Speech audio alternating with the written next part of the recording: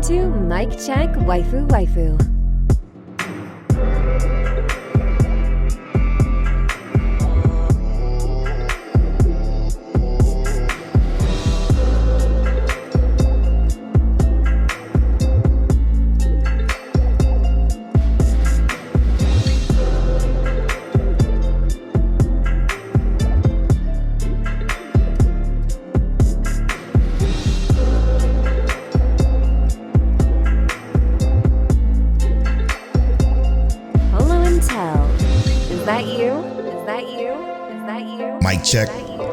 Mic check, waifu, King, Teliano.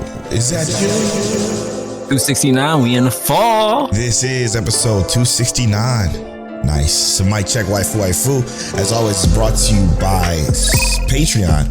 Patreon.com/mic check, waifu is where you can get early access to the video version of this podcast. Is where you can get access to the Patreon exclusive pre-show of this podcast. Is where you can get access to the Patreon exclusive after story podcast, where we sit and talk about whatever topics we want and whatever we want, and where you get access to Take Talks. Take Talks coming this week. So what I'm gonna do for my Take Talk specifically is I'm probably gonna start watching One Piece again and start doing my updates there, because I keep forgetting about watching it and doing it on the show. So I'm gonna start doing it there.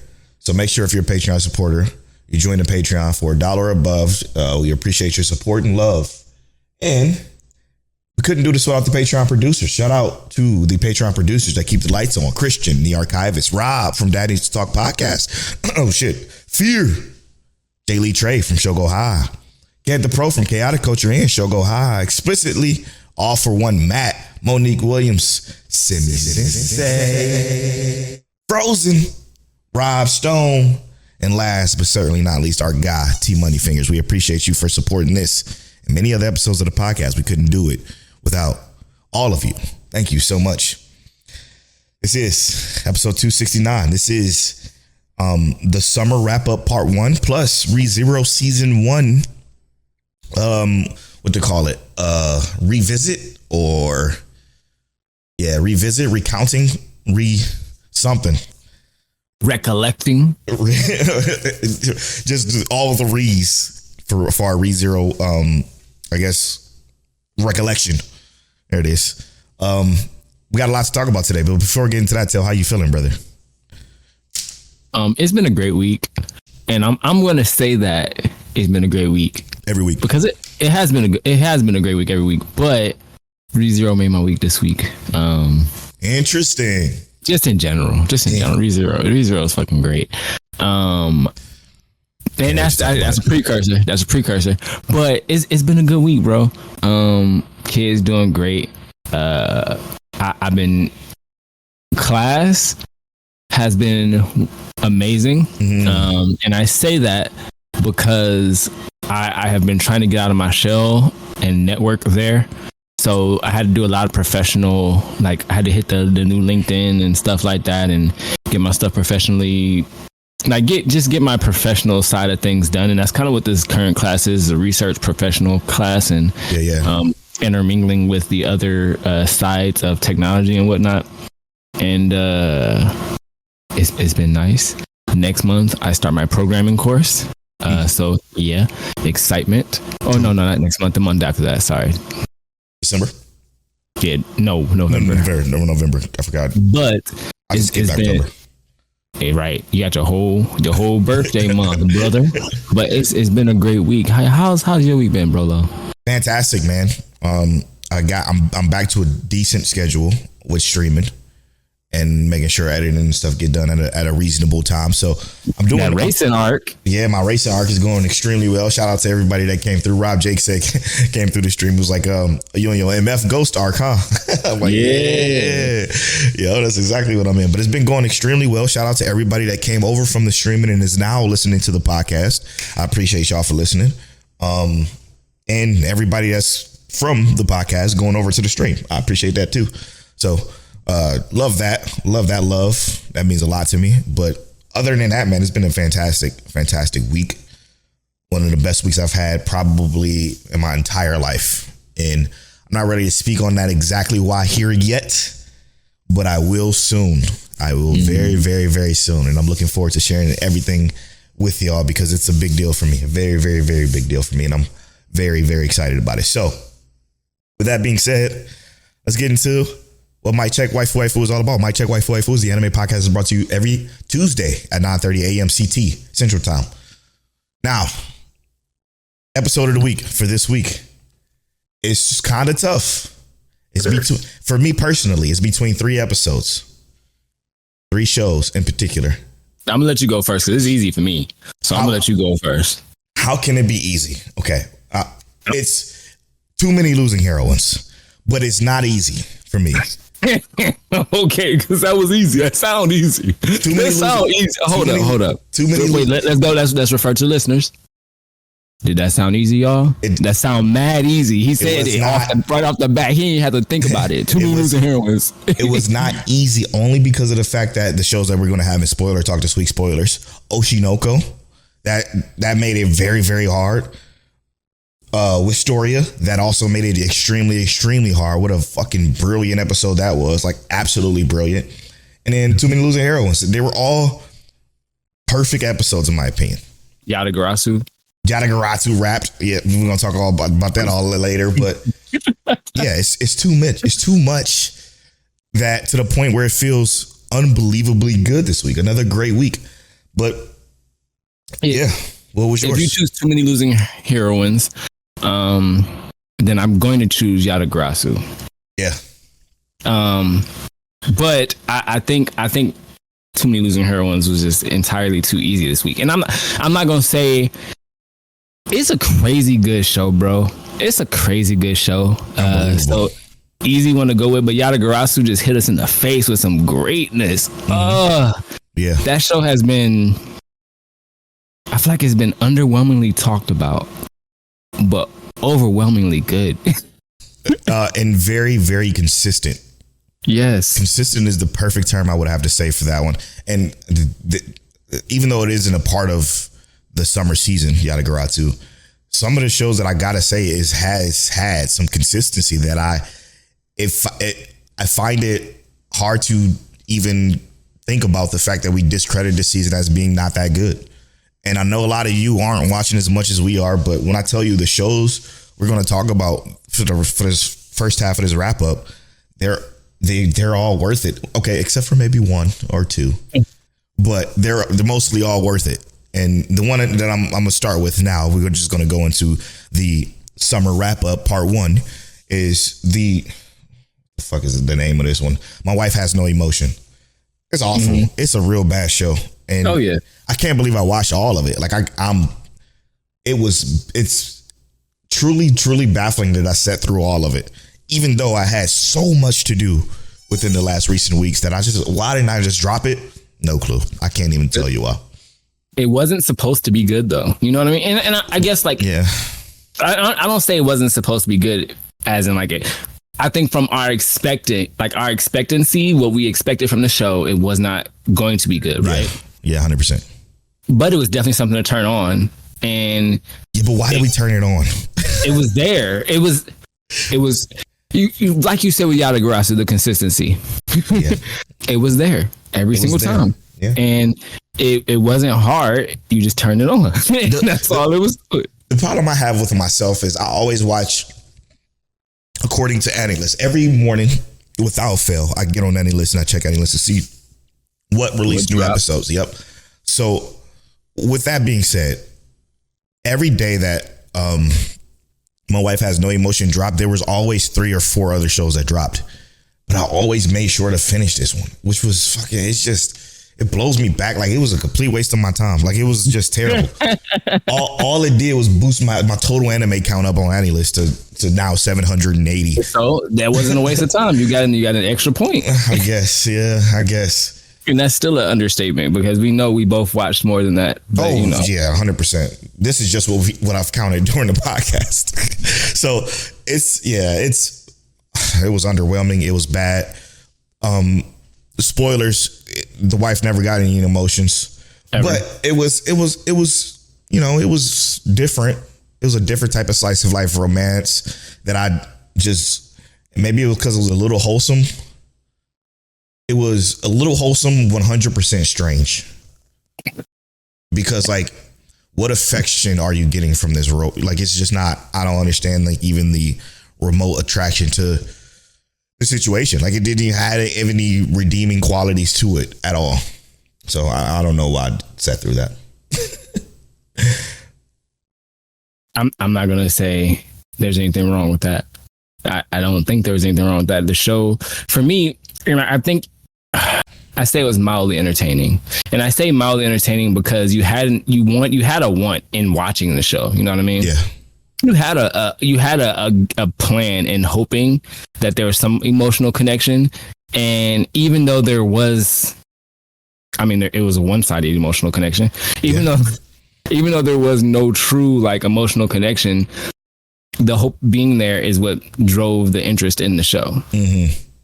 Just hoping a smile was cracked within his robot was pretty much where I was. And it was still wholesome, bro. Like you said, it was wholesome. Yeah, it was very, very wholesome. Go ahead. I was gonna say I want to swing to a show real quick that I did finish. The Cafe Terrace and Its Goddess season 2. Okay. I did wrap that up. Yeah, of course. So I'm just gonna knock this out now.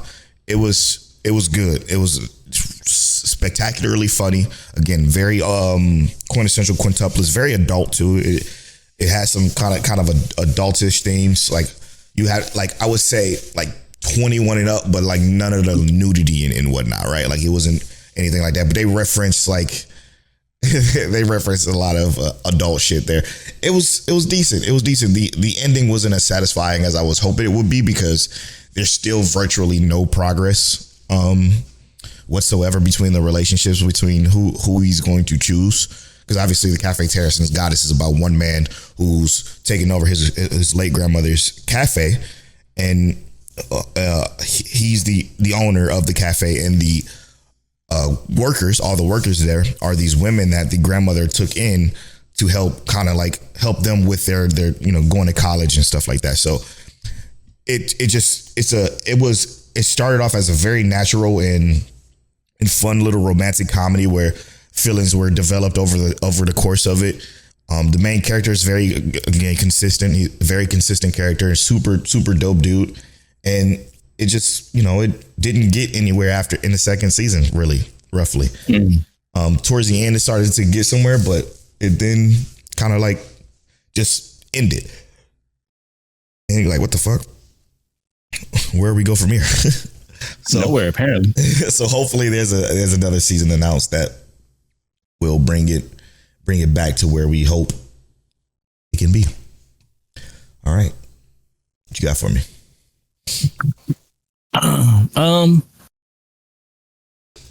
So I don't know if you're ready to talk about it, but whatever you got, no matter, no order. Days of My Stepsister. Yeah. Yes, one of the biggest surprises this season for me personally. So, and hear me out.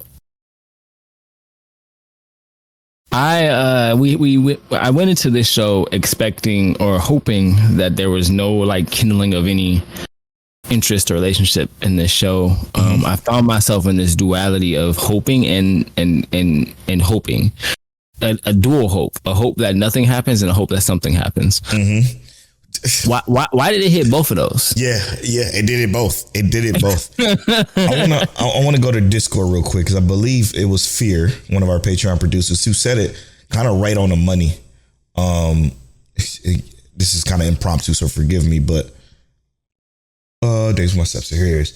He says, okay, the finale was heartbreaking. Wanted to give it an 8.5, but damn, I think it's deserving of a 9, maybe a 9.5. And he ended up giving the rating a 9.5 on this particular show. And if you was to look at how we do our review scale, so again, if you join our Discord, discord.com/discord.mycheckwaifu.com, you can join the Discord for free. We have our review scale for anybody to use. Like there's instructions on how you can just copy paste it and then do your own reviews. If it's I don't see where he was wrong. Because not only was the story top tier quality, the writing was spectacular. I said it from episode 1. It has some of the best writing I've seen in a slice of life ever. The moment to moment in this show was so unique that it had no problem with basking in its silence. And then the environments were just gorgeous. Like it looked painted in some scenes, and it was almost perfect. There's some points in it where I'm just like, I don't know why this show wouldn't be rated as high as 9.5 or 9 or something like that, because it honestly was so unique and special to this genre of slice of life that I just haven't seen. And shout out to Studio Dean, man. They fucking did a thing with this show. They absolutely killed it. Yeah, I have to agree. And like you said, basking in the silence, because it was more about how poignant, how important it was for that silence, especially after they came to the resolution of kind of like shouldering. Don't spoil it. After okay, but how important it was for that silence. It was beautiful. It was a wonderful cap to the show. Yeah, and, it was brilliant. Yeah, bro. I say don't spoil it because I find it to be. I think it's very important that people do pick this one up. Like it don't. Like you have to like. Name aside, put the name aside. If you like slice of life and romance in any way, even you don't even have to like, because romance is here, right? But it's not here. It's the duality Tell spoke about. That's just the perfect way of putting it that I can't even express any better than what he did, because that truly, it's just unique. It's just a very unique show.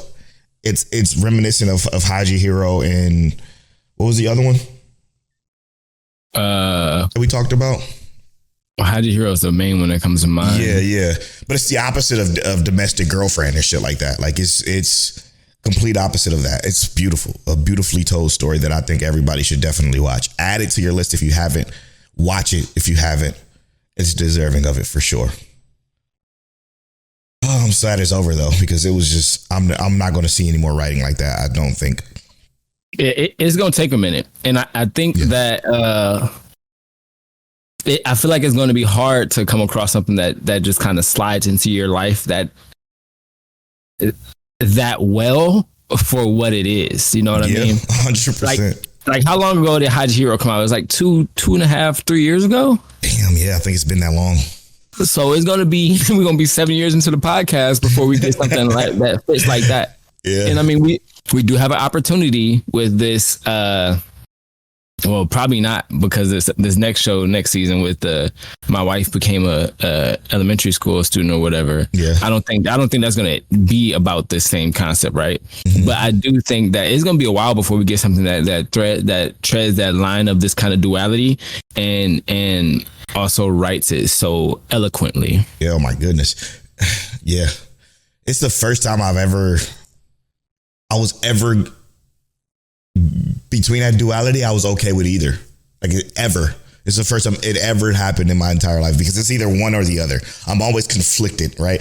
I had no conflictions. I just wanted to see where it ended up, because I trust the show's writing that much. And that's because it was consistently good in giving us what we felt like was objectively right. And then it provided an idea of like why this objectivity is like, oh, it's okay. But it gives us this ending, like we said, that's heartbreaking. Yeah. Yep. Or like Fear said, it's heartbreaking. Fear considered it heartbreaking. I considered it exactly where I wanted it to be honest. Because what you were alluding to that would have led to spoilers, I think is exactly how I feel. It's the best. It was the best. Okay. Now, Dahlia and Bloom, this was Crystal Sleeper. For the first time, Crystal Sleeper, I think, was just okay. I'm sorry to call you out like that, Crystal, but it was just okay. It wasn't bad, but it also kind of like, it lost a lot of its luster because of the fact that I didn't feel like it was getting anywhere, especially towards the end. Like it just kind of straddled the safe line. Yeah. And I'll say, so it was enjoyable to an extent, but what, like you said, it straddled that safe line. And what made it enjoyable in the beginning was this like kind of hardship in that relationship. Yeah. Yeah. And then finding someone who brought an end to that hardship, but then the way that relationship progressed was very safe. it was too smooth. Yeah. It was too smooth in a sense, while it was still like enjoyable in ways, you know what I mean? Because it was these characters clearly are good for each other. Mm-hmm. It was too smooth. There was very little conflict resistance. Yeah, it was frictionless. Yeah. So not to say it was a bad show. It just lost that, like you said, lost some of that friction, going through. This is slight spoilers, but you're okay. Like, it's okay if you hear this and you can still watch it. It was the part I enjoyed the most was hearing how her father helped other people. Yes. I thought that was really, really cool, and how he, built this bank of favors, essentially. That was a neat little caveat to this particular show for somebody whose previous life was put into the situation she was in. And they did one episode dive into that, her past a little bit. And I thought that was like the best episode of the entire series. And I wish they would have dove into it even more and gave it more of a resonance within this one. Like, there's so much she could have done. And it's probably because I'm gonna be honest with you, I don't think it's going to get a season 2. Yeah. Sadly. But if it did, they could take it a lot of places based off of like the beginning episodes when she would do her little design blueprints and whatever, and you saw stuff like airplanes. This was in the first episode, but you see stuff like airplane designs and shit that they just didn't have in this world that she could possibly have a hand in the future. Would be cool. And it would also bring more purpose to this frictionless ending. Yes. Yes. And I like I said, I'm not saying that to be like it's distasteful or it's not a good show, but in some shows, they present this interaction, this relationship building in a sense, and then you get that season 2, and then you add a different antagonist, and it doesn't have to be an actual person, just had the situation be the antagonist, and that would be a huge boon to the show to boost it up and make it better. You talking, you spitting. That's exactly what I wanted, like something like that. And moving on, like if this bank of favors created a rivalry with someone else who was another company, yep, or something to do with the like she said, like maybe she said, yep, maybe she said something to the elites, and they, somebody became spiteful, some kind of conflict that kind of made it a little bit more engaging, I should say, because it was just literally you turn it on to chill, which I'm okay with too. But I do want to talk about this show in particular too. I don't know if you got to finish it or if you just dropped it, but nobody's way up to an exploration hero. So I finished it. So what? I had the benefit of not the benefit, I should say. I had the privilege of being the first person to post the episode 12 discussion on the Annie list. So there were some people talking in this thread in Annie list, and they just mentioned that this show is actually extremely darker than what they've given us. I mentioned that in this thread that it seemed very Saturday morning cartoonish, but they cut out a lot of stuff. They cut out some things like somebody said, what are the darker things that they cut out in the manga? And then this person says, they responded and says, for instance, Lucia met them in a cursed state, having something stuck in her eye and being in a grown-up form. She tried to kill, Lucia tried to kill Sylphie and almost killed Kaido in general. So like when Lucia was first summoned, she was a demon, literally. And for some reason, all of that was cut out. It was just turned into like this kind of Saturday morning cartoon campy fest. And it has a 62 on list for a reason. It wasn't great, but for some reason, I found myself turning it on every week, just like no emotion. My wife has no emotion. And hear me out. I kind of saw that when we got to the latter end, we were trying to get like, this is, I guess that's how I spoiled the You'll be fine elixir. With this one. Yeah. The drops on the elixir. Mm-hmm. I kind of got a feeling that this was a lot darker, especially from our MCs, like the way he was reacting and then the stampede and stuff like that. I'm like, nah, this could get mad gruesome. It could have, yeah. But you can definitely see that they made it more, like you said, Saturday cartoonish and friendly, right? Very. But you could just switch the tone with a slight shading, because they did that in a couple of scenarios where he was looking, and even with like the little bit of an inner monologue, he was feeling like distraught and broken down in a sense. And then you get that you get that relationship where it's kind of like this could shift very easily and very quickly, but then they go right back to the fun, which I do kind of wish it took that darker tone, because I feel like it would have landed a little bit smoother than some of that playing around, because it is funny. The slimeness and all that stuff is funny, and realizing that in episode 11 and 12 that these slimes don't give you nothing at this point. There's no real point in hunting them. Yeah. But it's like, you know, there was some ways they could have, you know, dipped a little bit more into that darkness that it gave us a taste of, but then pulled away from.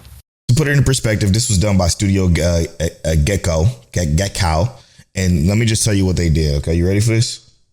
Or what they're doing? Well, they did Protocol Rain. Okay. They did Tenparu, another show that wasn't great. They do have Grandpa and Grandpa Turn Young Again. Okay, so they do got that at least, which is their highest rated show in this entire list. And, which is also another fun show. Yeah, great show. But they have Isekai Osen Paradise, which is some ecchi fantasy show that had 12 episodes that came out last winter. 49% on any list. But in 2024, what they're doing this season, guess what that is? Just guess. What's that, brother? Just guess. Wild guess. What they're doing. Think of the worst you can possibly think of. No cheating. That my wife turned to elementary. The worst you can possibly think of. The worst? Demon Lord Retry R. That's exactly what it is. Brother. Yeah, so this, I mean, you could the worst. I had to clarify, make sure you understood what I was saying. So yeah, it's Demon Lord Retry R. So this studio is rough. It's this thing when I add that name, it's instantly known in my brain, bro. Yeah. It's so bad. That's what I had to clarify. But I'm telling you, it's like the animation was terrible, man. It was. I don't think anybody there it has a 57% on Atlas. The direction was poor. I'm not trying to shit on nobody's job because I couldn't do it, but the direction was very, very. You know, I think I could direct an anime. I surely could, probably. But maybe you will one day. Maybe I will one day. Maybe I will. With your brother who do game development and software development. We're gonna do some let's do an X arm type. Never mind. Anyway, yeah. Better. much better. I got Unreal Engine. They didn't. Yeah, whatever they use is crazy. Yeah, moving on. Moving on to one that I thoroughly enjoyed a lot. Has a 68% on Annie list, but I feel like it should be higher, and that's I Parry Everything. This one turned out to be way better than it had any right to be, because I definitely didn't believe it was going to be this good. And I'm going to just keep it real with you. Can I say something? Please do, brother. This final episode to me was beautiful. Yeah. It was such a, and I know I've said eloquent already. This was such an elegant way of ending this show and wrapping everything together and giving so much character. This show to me felt like it was a huge boost in character development so quickly, but done so well. Yeah. It was like giving a Pikachu, a level 1 Pikachu 99 rare candies and just boosting it to level 100. Like it was crazy how quickly they gave me so much love for this character. And I know I wasn't loving it as much as Polo was from the beginning, but this episode made me like fall in. I would be willing to watch a season 2 immediately after watching the finale. That's exactly how I feel. And it's too bad that it's on HiDive, because I was talking to somebody from my stream, actually. His name is NZ Snake. He's a New Zealand friend of mine who said it. Mate. Like, I only watch stuff on Crunchyroll. And everything that he named that he was watching. So he said, I'm watching Failure Frame for the Give Back. He said, I'm watching. Everything he was watching was just shit that I just knew he would have loved to have watched. I Parry Everything. It was all in that same bracket. But because it wasn't on Crunchyroll, he's like, I'm not going to fucking pay for HiDive. He got me fucked up. So It was like it's so sad that it's on HiDive, that it's trapped there, and it's getting the dub finally, but it's not going to be dubbed for like another month probably. It's just HiDive is kind of, sorry if you wanted to ever sponsor us, but it's kind of just a like throwaway. A place where shit get thrown away unless you're Oshi No Ko. Like that's the best shit that they got for in Imminence and Shadow, and it's the same. Crazy. And it's a shame that those two are there, like for real. So it's very rough. But I Parry Everything was special, man. The only thing I didn't like about I Parry Everything was the fact that it did the Osan newbie adventure. It did that trope for the entire show. The fact that he just did not realize. I would say this one is a slightly more understandable than Osan, because he didn't have any formal training. Like he didn't train with the strongest people ever. He just so happened to have. Well, he did technically. He trained with the guild leaders, but it wasn't like they were like, "Yo, you ain't got it," basically. So how would he have known? You know what I'm saying? So it's a great show. I Parry Everything. If you can find a way to watch it, watch it. If you got to sell those piracies, figure it out. But it was one of my favorites this season. Very wholesome. That was a smooth saying. Sell those piracies is crazy. Let's talk about what they got though. The studio. The studio's OLM. OLM. They have some fucking heat. So I'm looking forward to what they got coming up next. Their next OLM's next biggest show is Apothecary Diaries Season 2. Great. That's hype. But before that, they had obviously season 1 of Apothecary Diaries, which is one of the best shows probably ever, in my opinion. But they did have Faraway Paladin. That wasn't too good. They did Dark Gathering, if anybody has watched that. I did. Yep. They did some, Don't Toy With Me, Nagi-chan. They also did Summertime Rendering. Komi Can't Communicate. Yeah, they're doing Pokemon. They did a bunch of Pokemon shit. But I'm just hyped for Komi Can't Communicate and stuff like that. So all of them is pretty established. They got a lot of stuff. Holy shit. They did a lot of work. Damn. But a lot of Saturday morning cartoon stuff, funny enough.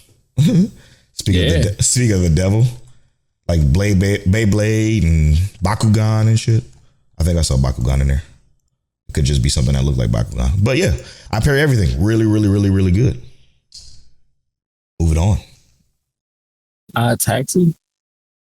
Oh yeah, they did do Taxi. Was it the movie though? I think it was just the movie, or am I mistaken? Oh, they did the movie and they did the 13 episode show. Even doper.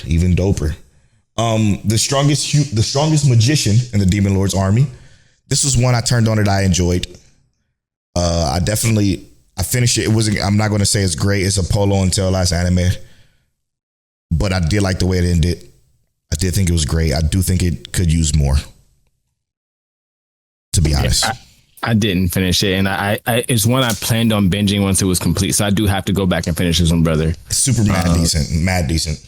Yeah, but it's a Polo until last anime, and I feel like all of those are at least finishable. They're enjoyable enough to watch to where it's like, yeah, like I don't mind having that in my pocket as something I watch. Right, but we would never recommend. right. But that's a Polo until last anime. And then let's go to one of my favorites. Alya Sometimes Highs Are Feeling in Russian. Boy, cannot believe it's over. I'm sad it's over, but thanks to the folks on our Discord, I believe it was it Crystal? Yeah, Crystal might have dropped a tweet in our Discord. This season 2 is already announced. It's already being worked on. I don't know when it's coming out. Let me see if it got season 2. It doesn't have a date at all, or like a time frame. No, it doesn't even have a time frame. But yes, it is a season 2 already announced. But this ended brilliantly. I love the fact that it's just not about her hiding her feelings in Russian, right? Like it's so much more than that. It's so much more deeper than just this romantic comedy between Alya and Kuze. It's fucking special. This is probably going to go down as like one of the like my teen romantic comedy snafu levels of heat by the time it's all said and done. And I mean all of it by the culmination of all the stories. I wasn't ready for this to end. Me either. I'm just sad I'm not going to be watching it anymore. Yeah. I feel like our characters got such a palpable and realistic feeling in a relationship in terms of like their friendship even, right? Like it doesn't have to actually be anything outside of that. I'm okay with it being like a friendship, but their dynamic is solid in a mug, bro. It's a solid relationship. And when you get down to like the nitty gritty of like this final debate and the conversation and them just understanding each other, the facial expressions, like I said, it's the dynamic. It's they balance each other extremely well. In the seriousness and the charisma and the value they hold for each other, bro. Yep. The show is crazy, and what also makes it crazy is that it's not like the other characters in the show are not likable. Right, 100%. It's not like the other characters in the show are not likable, because I understand everybody and their dynamics and their motivations and everything like that. It's solid, bro. It's so crazy. It's. I agree. I'm going to be sad I'm not watching this one week to week. Yeah, I again, there's so much more to everything that's going on here that I don't think I can't consider anything less than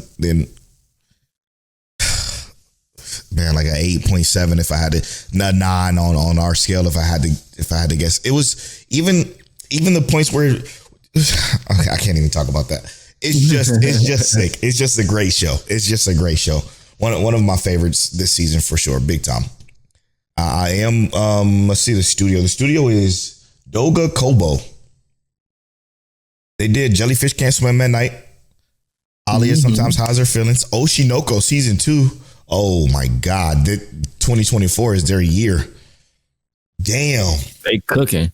They did Oshi No Ko season 1, obviously. They did Shikamori's Not Just a Cutie, which is, I love that show. Damn.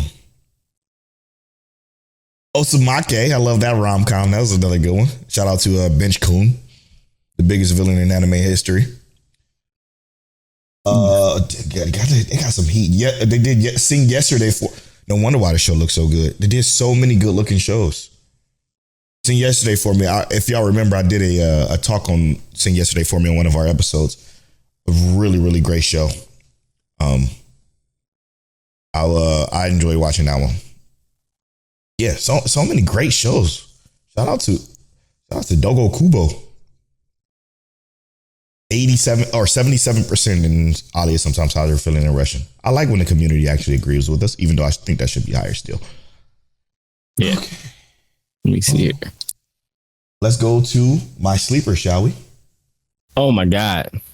Shoshimin, How to Become Ordinary. Holy fucking shit. So I hate your sleeper with a burning passion. This was so good. It was so good. I hate it because they play with my heart. I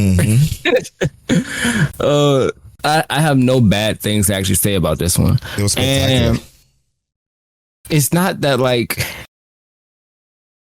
this was such and when I say mildly, I mean mildly in the way of like the impact of it, right? Because it wasn't like the impact. It's not like the whole show's impact was like this overwhelming impact. It was just like this subtle, this mildly interesting show, but it was so like understandably interesting in terms of like if you just paid attention. That's all you need to do was pay attention. But then you get to these last like 3 episodes, and I'm just like, okay.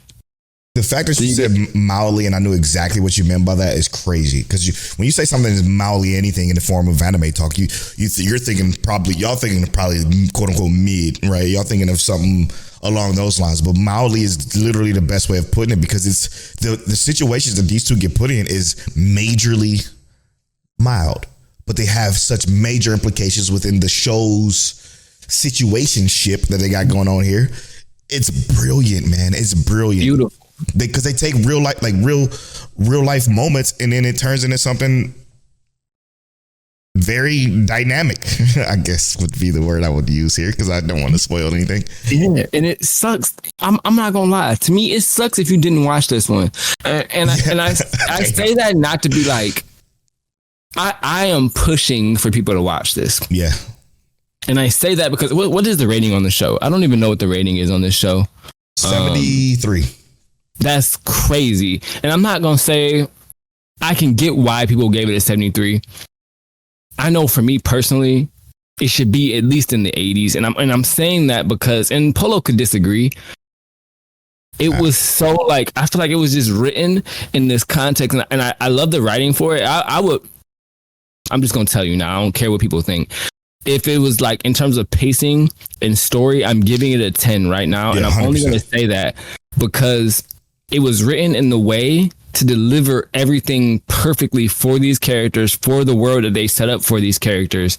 It was perfectly written and paced for that. Yep. And then you get these episodes and it ties it all together. And it's like 3 episode, like perfect, like you get the breakfast, you get lunch, and then you get dinner. Yeah. And it's like you get these 3 episodes that tie it together. And then in that last bit of the episode, you get dessert, but dessert is kind of a little bitter because it's like, why? Yep. What do you even mean? Why would you do this to my heart? But you understood, right? You understood why they did it because everything they were both saying made 100% sense with their ultimate goal is. Like it was just a story so brilliantly told that I'm like, I can't believe it turned out to be even as good as even way better than I thought it was going to be because of the fact that like the person who made this also made Hayuka. I always forget how to say that. But one of my favorite, again, rom-com mystery shows where another super smart character, and you would think it would have felt extremely similar to that, but it's not. It's so different. Oh my God, it's so different. And the situations are crazy because you watch it, because this would be the best binge ever, Till, because you watch an episode of it week to week. And it's like, you watch an episode and you're like, what the hell? All of this was about just this, but there was a reason all of it was about just that, and it was just it build and build and build on top of each week. That you're like, if you're watching this binge wise, you're in for a fucking treat. You're lucky. Just to be ordinary. Yeah, you're a lucky one. All just become ordinary. It's fabulous. I can't wait to see. Season 2 is already announced. They dropped it in our Discord to let folks know, but season 2 is definitely already announced. So they're about to cook with this one. This one was only 11 or 10 episodes, which it felt like it. It felt so short. It felt so short. It was so good, bro. Mm-hmm. So very good. Yeah, very, very, very good show. And I think that's it for the summer wrap. Let me just. Astoria? They didn't wrap. Oh yeah, you're right. One more episode. Yep. Looking at everything that wrapped. That's everything that wrapped. Next season, dude. Pretty much next week is everything ending. Oh, and if you're watching the video version, obviously we have our fall background now, so that means fall it started literally today as we're recording this on Sunday, September 22nd. So yeah, it's crazy how it just falls so perfectly. Check this out. So we got next week will be pretty much the end of, the Elusive Samurai and Why Does Nobody Remember Me and Indivisible by Twins, Failure Frame, Wistoria, Makeine, which is one we have to review next week, funny enough. So please be excited for that. No Longer Allowed in Another World, Osan Newbie Adventure, Oshi No Ko and Atori are the only 2 shows that won't be ending next week. And My Hero, but I'm 4 episodes behind on that. Well, who cares? But so yeah, like everything will be done, and that's going to be a wrap of that. Now, looking here, there is 1, 2. There's 2, 3, 4 shows starting next week for the fall season, and technically, is it? Mm-hmm, there is. Oh, they won't be for this week that people will be watching though, right? Because I only got one that's 8 days away is the closest one. No, you go glide down your list. So 8 days, I got 6. I got 3. 3 days is Loner Life in Another World.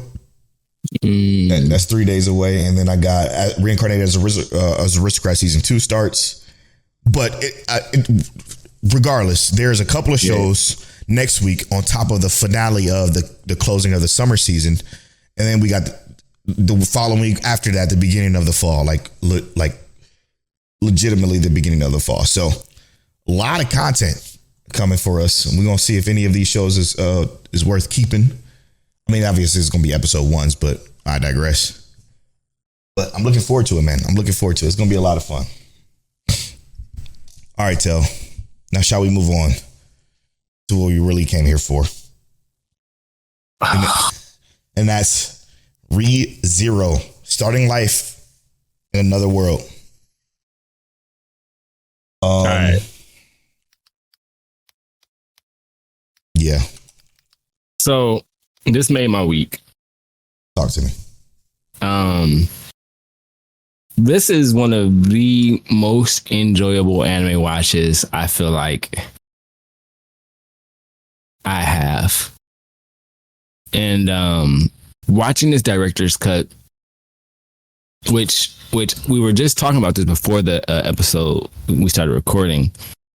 Watching this director's cut, I was like asking about, did they remove the original like 24 episode version without the director's cut? And it looks like Crunchyroll may have, right? Which is fine. 13 episodes, about 50 minutes per episode. It was the most enjoyable 13 episode series I feel like I've watched in so long. And I know people might say like, oh, I'm gassing ReZero. I don't care. Where you want to start, bro? It was just too enjoyable. How are you feeling just basically overall, just in general? I agree with you 100%. Now, I was going into this with the most objective eye possible, only because it's our number one anime and we're always gassing it up, right? And I'm thinking to myself, like, after all this shit I've watched, I had to watch maybe 400 shows after I watched ReZero last, right? So I'm like, there's so many more shows that I watch that I just think is so fucking good. 86, Vivi, fucking Summertime. There's just so many shows that I've watched that I'm like, oh my God, is it better than ReZero? You know, I would just in the back of my head, it's always there because it was just so long ago when I watched ReZero. Watching ReZero, I come to find out that, yeah, I was right the entire time. This fucking show is the best show ever. This is the first time I watched the show dubbed. And when I promise you, I started texting Tel because I'm like fucking blown back. I watched the first episode with my girlfriend and I'm like, I'm blown back at how natural everything sounded. Like they were, and in certain scenes they were talking over each other. I'm like, that I love when anime do that. Like, it's because it never happens in anime ever.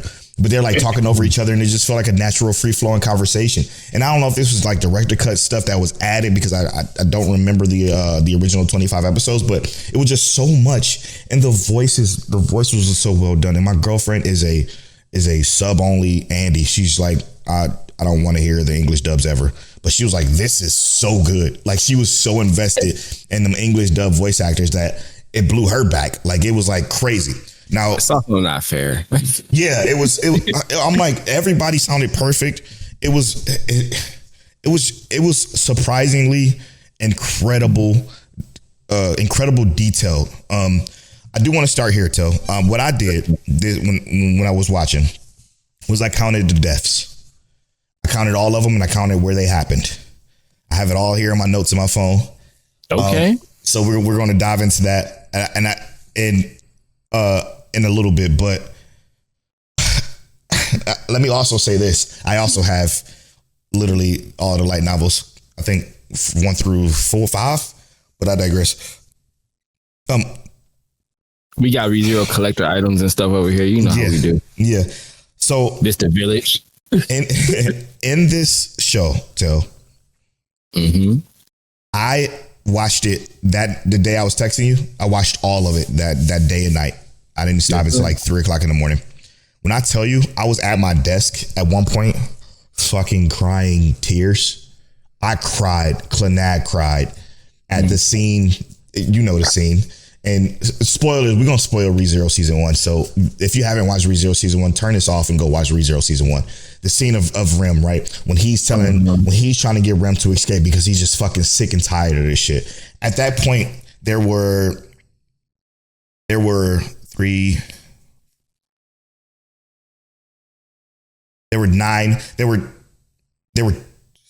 10 deaths at that point when he had that conversation with Rem. And he was just over it. He was like, yo, let's just fucking run away. Let's get out of here. Let's start a family. Let's do whatever we got to do. And she's like, oh, okay, this is what I want. And when she started spilling it and it was getting so emotional. And both of the voice actors, I swear to God, they killed that shit. Absolutely killed it. I felt it in my soul, from the bottom of my heart to the top of my soul. I felt every emotion between these two that I was boo-hooing. I was crying. I promise you. It was like, my girlfriend came out of the room like, are you okay? I'm fucking no. I was not okay. And that wasn't the only time this happened. And this is why I was so blown back about how good it was. There was multiple times where I found myself, I'm miserable right now because I'm so sad. I'm so sad at the point to where I'm like, I'm hating Subaru. Like and that's what I love about the show. There's times where I absolutely hate him. Hate. Like a burning passion of hate because of some of the things he did. But then I take a step back. I remove myself from that hate. And I'm thinking to myself, I'm like, how can I blame him? Because there were so many deaths. Okay. I'm gonna let you go after this. Let me just give you the total. So when he first arrived into this world, there was 3 town deaths. He only had 3. Okay, before his next save point. After those 3, it was the castle, and the castle being when Rem doesn't trust him, and because she smells the witch's scent, and she thinks that he's up to no good. He's a part of the witch's cult, trying to backdoor Roswell. Those are 4 deaths in that castle. Very gruesome deaths. I mean, they were some of the worst because he was trying his damnedest to earn the trust of Rem. And that was probably the first time I cried when he started spilling like how much he does this for them at his last death when he killed himself, by jumping off the mountain. So when he did that, that's when the first tear started rolling down my face. Shout out to Beatrice, or AKA Beako. She's also dope. Then it was back at the castle with the witch cult. There were 3 deaths for that particular save point. And this was kind of a mixture between the witch cult and the white whale. So it was 3 at the castle for the witch cult, and then there was 1 for the white whale.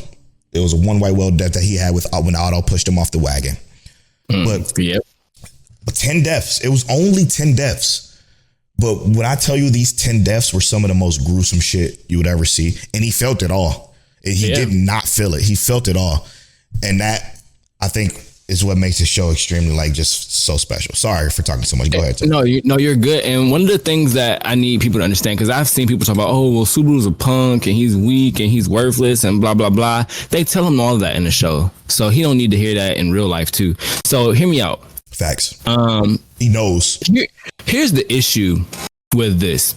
Think about Subaru's position in this world. He comes into this world and he has no special ability other than his rebirth, and essentially has no true understanding of this world. And when he dies, he starts to get a liking to the people that he has in the show. So he dies over and over. And from these people he's trying to rescue, he's trying to save. They just forget him.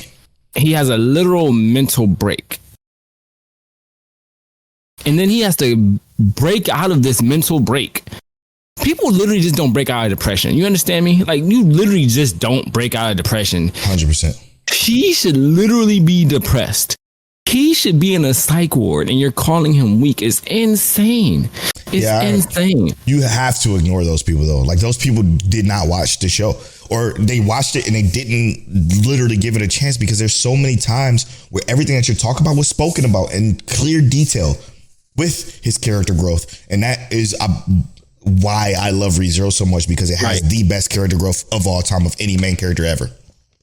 And I don't even say this to be comparative, but people talk about who has it worse in anime and stuff like that. And I really think Subaru got it bad. Yeah. And I say that because watching this show, and I realized watching this recollection, we'll call it, of this season with the director's cut, you start to like these characters so much, even more with this dub voice actor. And you realize every time that he dies, he has to re-explain himself. He has to reestablish himself, but he still has in his memory ideas of them, feelings of them. And then he has to re-explain that all over. And then he dies. And then he has to re-explain that all over, or just hold it in. Just stop right there with what you're saying, okay? Because what you're saying is so important to what I'm about to say. And everything you said is perfect. But then you got Amelia, Ram, Roswell, Puck, Beatrice. They have no fucking clue of what the fuck this guy's talking about. Or been through. So here's like what I don't understand what you're saying. Like, what's wrong? Like, you went from this to this, like from save point from when he got from the town, right? To the castle. That save point from the town to the castle when he's looking up at the ceiling, that save point right there. Ram has no fucking idea. He's waking up 4 different times and they're like, yo, what the fuck is wrong with this guy? Like, it's just, they don't know what the hell is going on. So for him, it's like, all this stuff is happening to me. And for them, they're like, yo, what are you doing? It's such a crazy dynamic within the show that is so well told that I can't understand why people don't understand the importance of why this show is as spectacular as it is, man. It's so hard to write too. Like, how the fuck do you write some shit like this? I have no idea, but them light novels must be going hard. Yeah. Now, the part that broke me, and it's such a subtle part, broke my heart. Like 15 minutes into episode 10, bro. Right? It's the official end of the White Whale. You know what I mean? Yep. And I intentionally looked for this. I was like, when does is this a spoiler? We're going into spoilers. We're going into it. Oh, but if you're talking about season 2, then no. I'm not talking about season 2 yet. Okay. When Rem just falls off the face of the earth. And there's no talk about it. That was 13. No, I'm talking about before that. You did not see Rem again in episode 10 after that. That was 13. Like, that's the last bit. No, I'm saying they talk about it. Oh, they talk about it. I'm saying in episode 10, after the engagement with the White Whale, right? You get this last moment, but you don't see Rem again. They don't say nothing about it. Yeah, that's true. It's not even spoken of. It's just done. And Rem is not spoken of, seen, or anything again. And he's just going on with his life days. Because they said that she stayed back. They did mention it. They said she stayed back to help so and so and so and so. So it was mentioned, but you're right. We didn't see anything of it. Anything. Yeah. And that's what killed me, because you see at that point, we don't hear nothing about her. No, we don't talk about her. And you realize, and me already knowing what happens, you know what I mean? Yep. Already kind of knowing what happens, I'm like looking and I'm like, okay, so Rem is out. She's gone, but there's no speaking of Rem. No, everybody who knows of Rem does not speak of Rem. No one's saying, where's the blue hair girl? No one's saying anything. They go back to the village. The kids aren't even speaking of her. Ram isn't speaking of her. Amelia is not speaking of her. We keep going, and like the people for the selection not speaking of her. It's like no one is even thinking as if something's missing. Subaru's not talking if something's missing, and I'm just like, oh my fucking heart. I'm like, she's gone. And the reason why he's not is because he was told that she was staying behind. So right, he knows, but that's where that is very conflicting, because when they said she stayed behind, blah blah blah blah blah, I'm like, okay, but like now I wish they didn't mention that. If they didn't mention that, it would have made your point even more better. It's kind of a weird loophole that they kind of missed. If they didn't mention Rem being back with the helping, they said helping the main force is what they said. She's back helping the main force. No, she was injured. Remember? She was injured, and they was like, yeah, she's staying back to recover. And then that's when Subaru was like, okay, I'm gonna go with this group, and that's when they decided to go back to the castle to fight the witches cult. But and that's when he died 3 more times. But oh my God, you're right, because after that, because it's still 11, which is 2 episodes, and then there's 12, which is 2 more episodes, and there's 13, which is 2 more episodes that she just wasn't even talked about. And it leads me to believe that she died somewhere in there, right? Yep. Obviously, or not died, but I gotta stop. Sorry.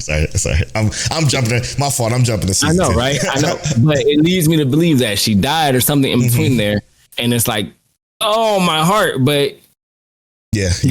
I'm just trying to piece together because, like I said, we know what happens later, but it's like we got to ignore season 2 right now until next week.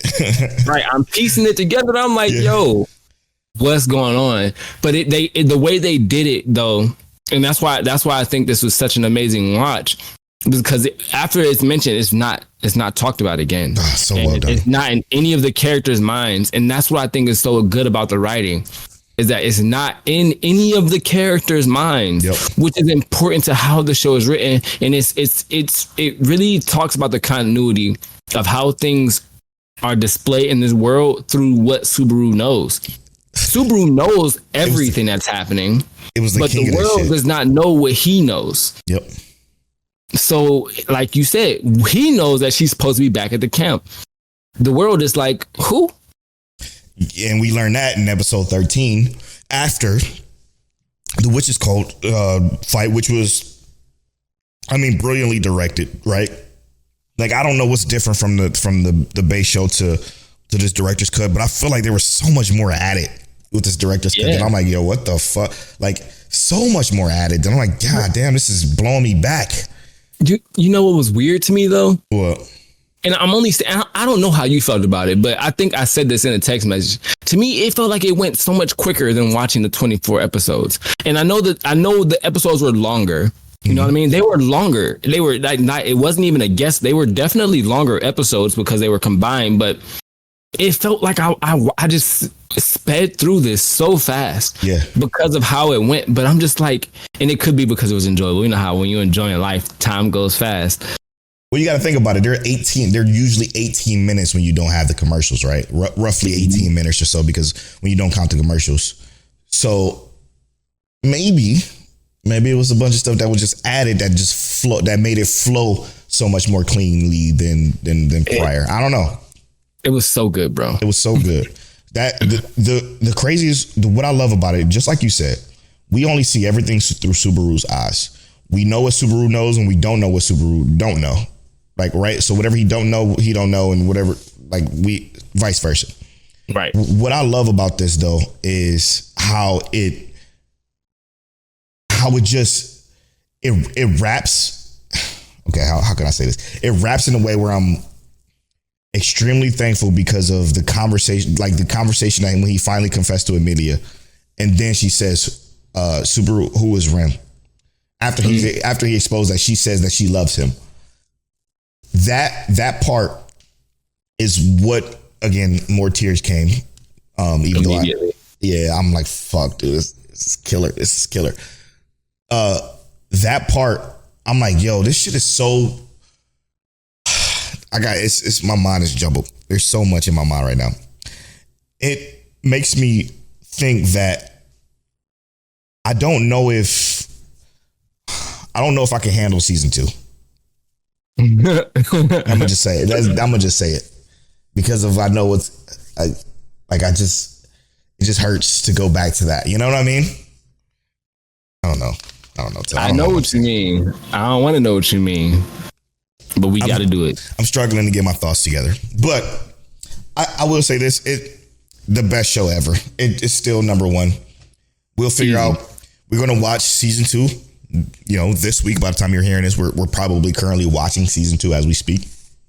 So join us, man. Join us. If you're listening to this and you haven't watched season 1, I'm so sorry. Everything is spoiled for you, but you have to watch it. Like, it's so well done. The dub is spectacular. I've never been more sure of anything in my entire life. They got my boy Ronnie as Ryan Hart. Ronnie was a part of the Critical Role crew. They got just so many great voice actors in this cast that is just, It's unbelievable. Like I don't even want to hear him subbed anymore because the dub is so good. But I probably will because it's season 3 probably won't be simul. It has to be simul dubbed, right? It was a great dub. I'm talking about for season 3 though. You think it has to be simul, right? I hope so. The show deserves it. Yeah, it's Crunchyroll too, so it has to. It has to give the Kaiju number 8 treatment. But yeah, it's just great. We're watching season 2 next week, and then after that, season 3 should be out because it's supposed to be out October 2nd. Boy, I'm looking forward to that. Anyway, let's go ahead and get to know Mic Check Waifu Waifu. It's my turn to read the questions. It's Tell turn to roll a random number generator. Number 49. You just said that number randomly, huh? No, I wrote it like 3 minutes ago. Oh, did you really? Mm-hmm. I was getting ready. What anime has your favorite romantic couple?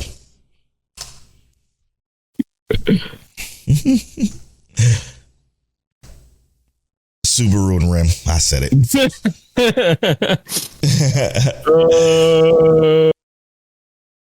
Hey, look, hear me out. I'm a Rem main. Yeah, I'm a Rem main too, bro. Hey, look.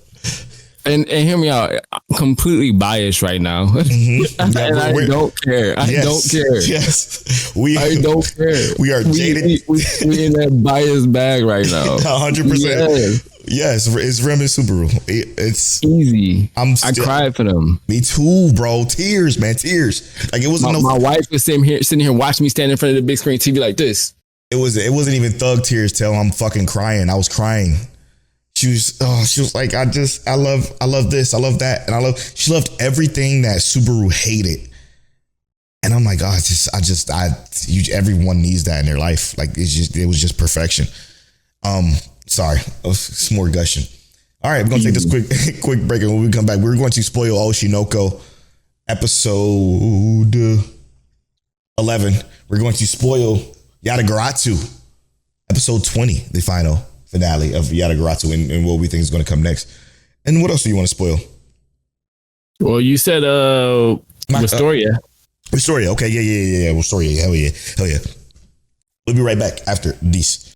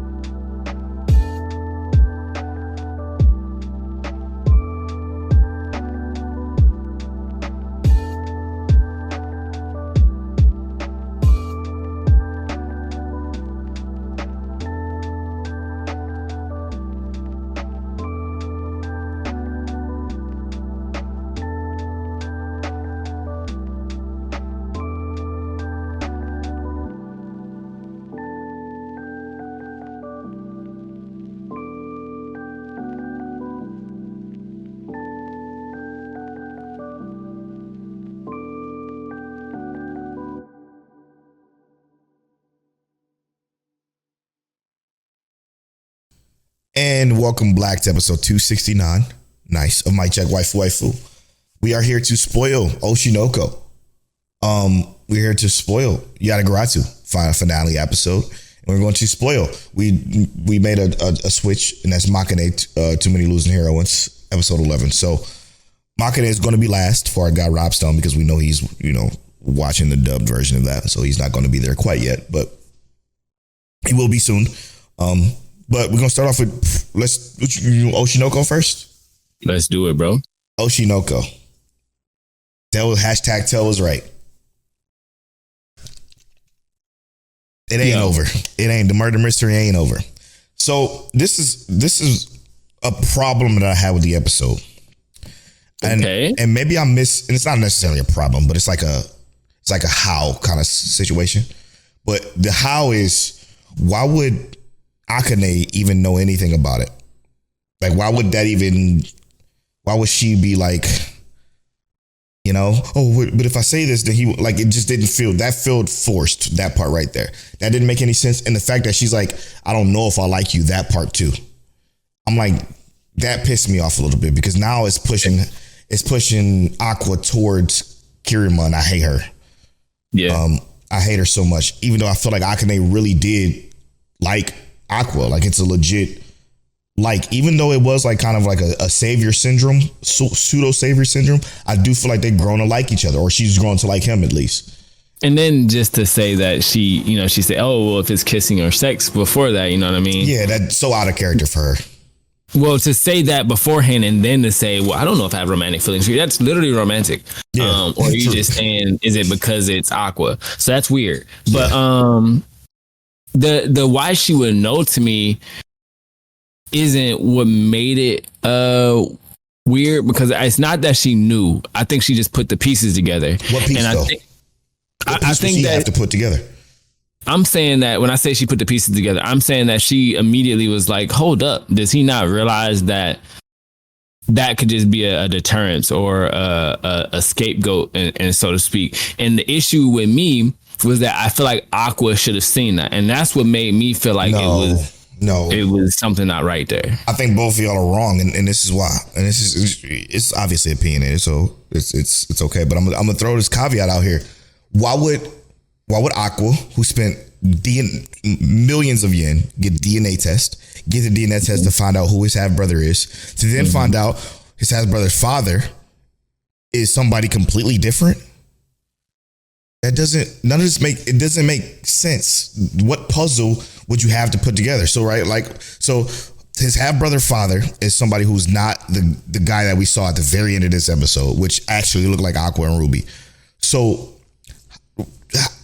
where's the deterrent or the puzzle piece that Aqua would even have to say, hey, this is not my actual dad, even though I did the DNA test, even though I found my brother, even though you know what I'm saying? Like, it just, where?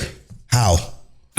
And I'm not sure, because did they tell us what the actual loophole was? Because I think what the loophole essentially is, and this is what I'm saying, is I think that the brother didn't know who his real father was. That's what I think the loophole is, essentially. I think the brother never knew who his real father was to begin with, and that essentially the brother was adopted, and he saw his parents die before they even could reveal that he was adopted. He doesn't know who his real father is. He's telling him, oh, our real dad is already dead. Yeah. The whole time, the real dad was never seen to him to begin with. So was it stated that he was adopted? We don't know that. That's what I'm saying. That's why I'm saying that she put that piece together, that maybe that was never the real dad to begin with. And I think that if this is a person who is known to be sneaky, who's having other people do his dirty work in terms of going out and killing people, I think that it is reasonable to say that. Now, yes, I'm saying that Aqua could have thought, let's just make sure there's no loose ends, is what I think would have been a more characteristic or more in line with his character traits, to find out to make sure there's no other loose ends with that. Yeah, but how could he know, right? Yeah, how could he know that the person who is dead is not truly his father, right? Exactly. And he wouldn't know, obviously, but within the fact that he was he's stunned. Like, okay, boom, it's over. Now it's done. Right. And now it's either a wash of relief or regret or whatever the feeling that he had, the emotion that he was feeling. So it wouldn't make sense for him to dive deeper if the other guy, his half brother, was so adamant. Right. Like he did, if he would have said something like, yeah, I don't know if these are my real parents because they died. You know what I'm saying? Like it just. Yeah. And it could also be like you said, he was shocked. He was in shock in terms of just hearing that the person he's been searching for is already dead, right? Mm-hmm, yeah. So that makes it reasonable in a sense. You know what I mean? I'm saying that that's my philosophy for understanding, right? But we also don't know. We don't exactly know what the loophole that Makiene saw. Yeah, that's the problem I have. Like, where the fuck did she just get this relevance? Like, this not relevant, but this revelation of. Well, and I think that what one of the things or reasons that she kind of came to this expectation or revelation was because she may know that a lot of actors, when they have children, especially at a young age, they don't necessarily keep them. They may put them up for adoption to avoid the look of having children.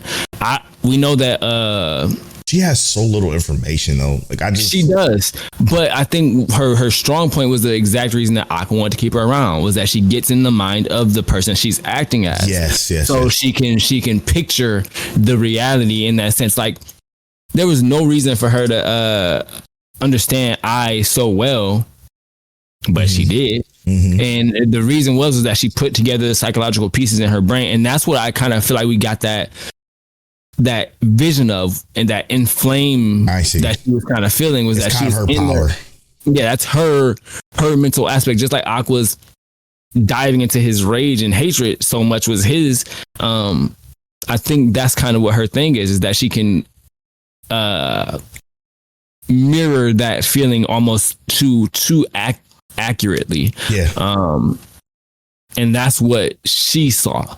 Yeah. And maybe she felt it so overwhelmingly that she couldn't tell Aqua immediately. Mm-hmm. And she's gonna have to spin the block to do that. Yeah, because she said like, but if I tell him, then this will put him back into despair or whatever the term she used. So yeah, that part I'm like, at first I was kind of like, it's a little iffy. But what she's saying do make a little bit more sense as to why she would even consider the thought that it wasn't right. Because again, even when they were having that conversation, Aqua didn't give her much information. Right. Like he said, I found my half brother. My half brother told me that my father was suicide murder. And that was the extent of the information that she received. But she also kind of put together that I was his mom too. Yeah. Without context. Other than, she did have context. Yeah, she definitely had context. Right. But he's never told anybody who his mom was. Right. You know what I mean? People had to put that together. And she was able to piece that together cleanly. Yeah, I don't, man, listen. I love this show. Easy. You were right. It wasn't over. I think you said it was last week or 2 weeks ago. It couldn't have been over. And you were right. The murder mystery is still alive and well. But we got a little bit more deeper glimpses into that when we saw Ruby pass her actual father leaving Ai's grave. And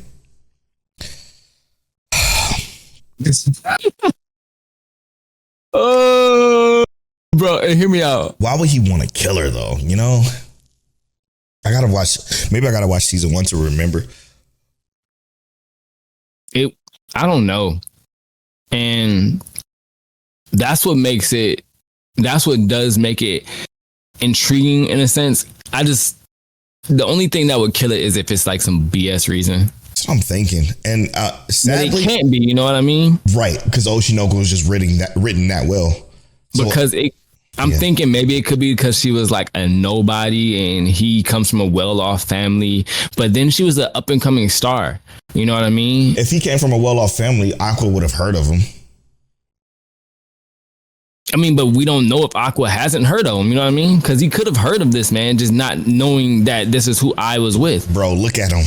Just look at him alone, man. Like their hair is just everything, bro. He looked just like him. Just like the motherfucker. So it's like it would be impossible for Aqua not to know, right?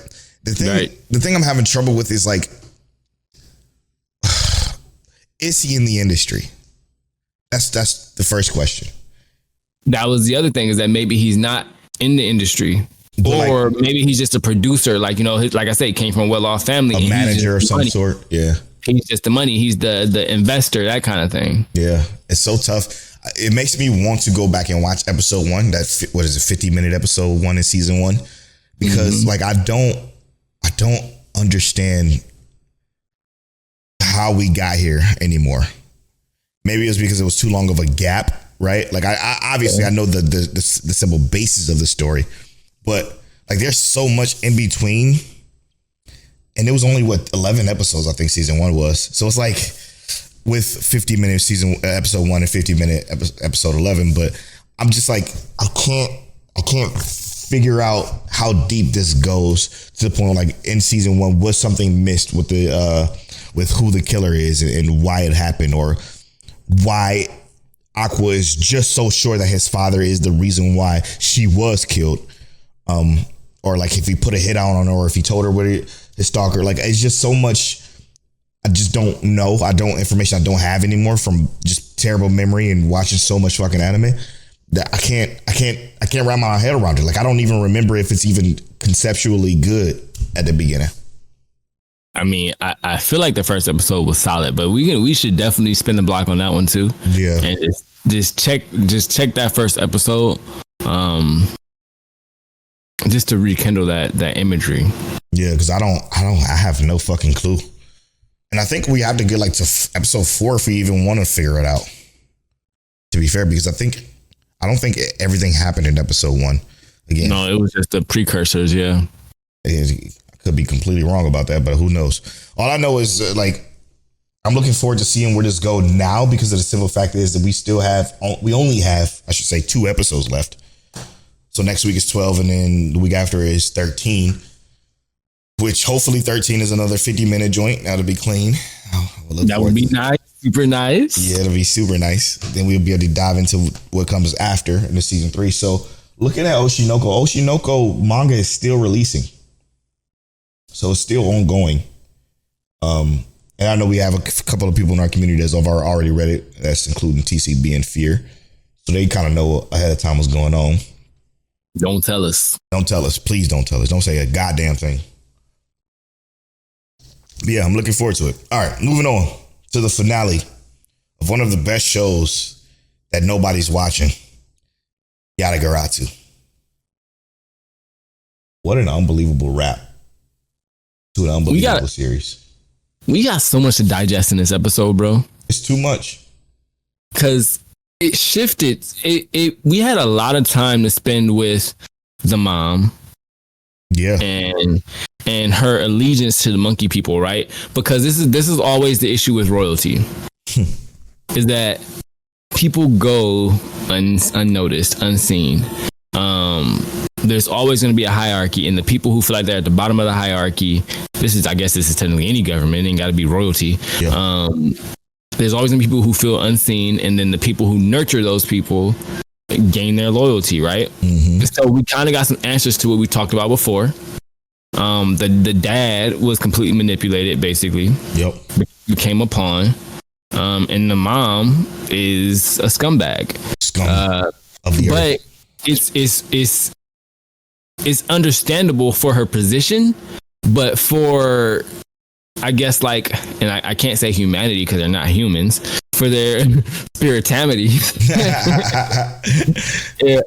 It's like, wow, you definitely betrayed your people for wealth amongst them. You know what I mean? Why live amongst them if that's what you're betraying them for?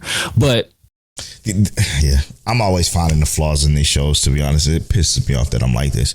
But the one flaw I found in this particular episode was kind of what you talked about with the mother.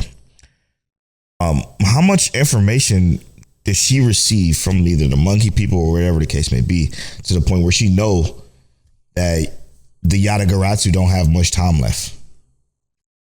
Well, what kind of conversations were they having to the point where she knows, like, okay, humans are encroaching or whatever the case? Like that part when she like whispers that to the brother, I'm like, why would you know? How would you know? Yeah, how would you know? Yeah, but that's small. It's a small nitpick for a wealth of just pure bliss with how great this show is. But going back to what you were stating,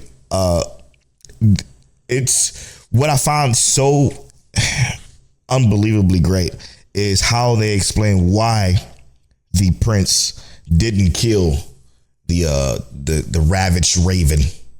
Mm-hmm. And the reason is because like he can kill the monkeys, no problem. He can kill fucking anybody he wants, no problem.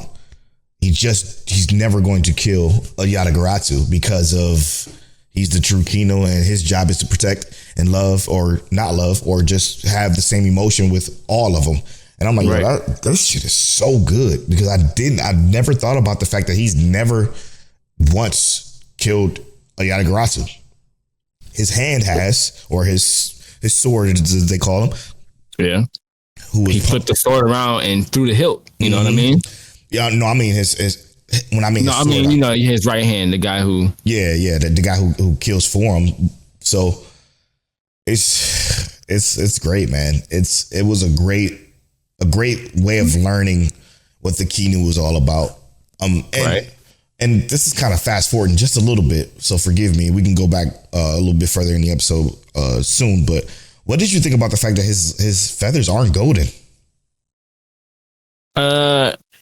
I kind of came to the understanding, and I figure one of two things. Either A, the golden Kinu reference is more to his eyes specifically, because his eyes, I think, are the only gold eyes in the show. Mm-hmm. I think you're right. Or it's going to be in a certain situation where he becomes golden, which I personally hate that necessarily, but I don't hate it if they play it right, if that makes sense. You know what I mean? I would have preferred for his fucking feathers to be gold. I do too. Or at least like have some semblance of like a gold outline or aura, something that makes him something different, right? I say glitter. Because you gotta look at him in human form to know that he's golden Kinu. To me is wild because human isn't even their natural form. Exactly. Which is what we basically found out. So if human is not the natural form, you can only see that he's the golden Kinu in human form is kind of wild. I love the way this is written, bro. Yeah. But what'd you think about the ghost fire? That's what I was about to. You read my mind. And I was just saying, I love the way this is written because of the way ghost fire was explained. And it's just the lights of human towns. It's just human towns, basically. And what this show is initially about, when you take a step back, spoilers, obviously, if you're here, you know, but it's about the fact that humans are growing and encroaching on the land of just the wild. And basically these people who lives up in mountains and in the forests are getting their home encroached on by humans. So the monkeys are now literally slipping into where, what is it called? Yamachi, which is where the Yatagarasu live. And that's the friction between the humans pushing the monkeys deeper into the forest is causing the monkeys to need somewhere to go. The monkeys are then going to start a war with the Yatagarasu and become this fucking huge ordeal. Hopefully in future seasons when it gets announced, hopefully soon. I find to be such a unique way of telling it because, like I said last week, was the Aster Lost in Space discovery we get a few episodes back really blew me back. It really changed my whole perspective on the entire show because now I'm like, okay, I don't care where the monkeys came from or whatever the case may be. It's just done so well that I would love to see the Yatagarasu see a human. And I would like to say kind of like two things, kind of twofold things here, right? This is what I want to kind of circle back to what we were talking about earlier about how she may know. Mm-hmm. The monkeys are underground.